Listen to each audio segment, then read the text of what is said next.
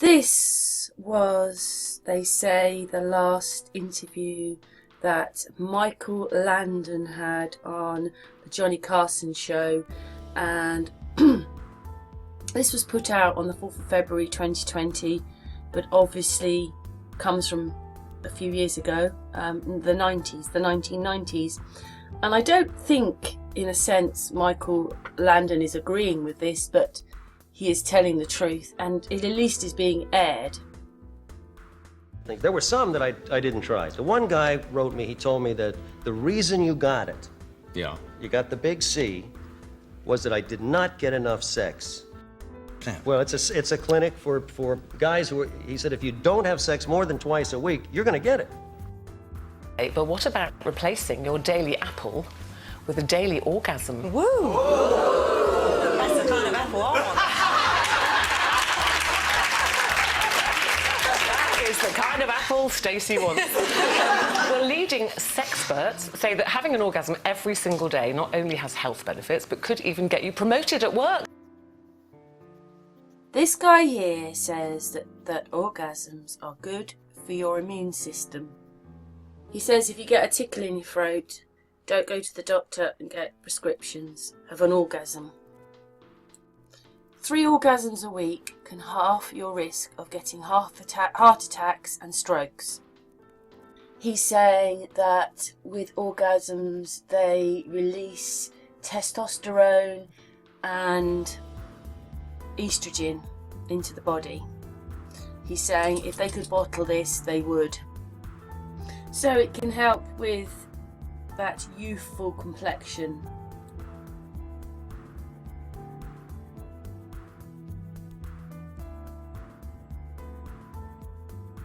On new research out of Harvard Medical School and Brigham and Women Hospital is giving you one more reason, and it's related to your health.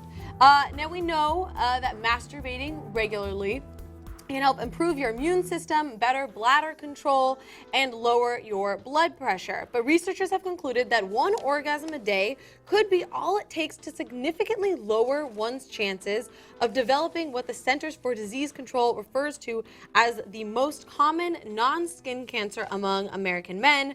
They're talking about prostate cancer.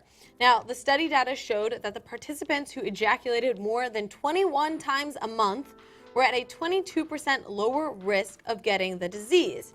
Now, if you're sitting there worried about getting cancer and also worried about your love life, fear not, because as for how men achieved ejaculation, it is not a requirement to have a sex partner.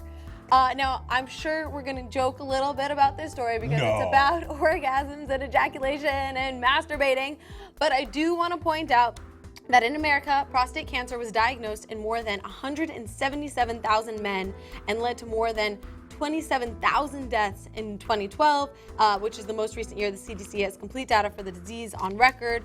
So it is a serious issue, and knowing prevention mechanisms is important, but masturbating, obviously, still fun. Habits, okay? But overall, they're wrong. There are religious leaders that have told you that, of course, as usual, and they're hurting your health. So it's now a fact. Like whether it's as you were pointing out, the bladder and prostate cancer and all these different, your blood pressure, it's actually good for you.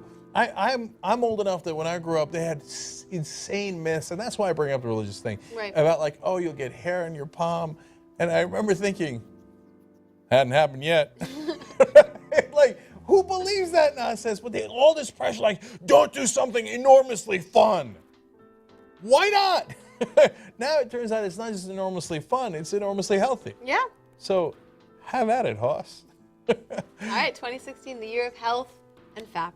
That's right. And so if anybody calls you out on it, say, hey, listen, man, Harvard told me to do it. Okay. And I know what you're probably thinking. How did they come to this conclusion? The answer, really well.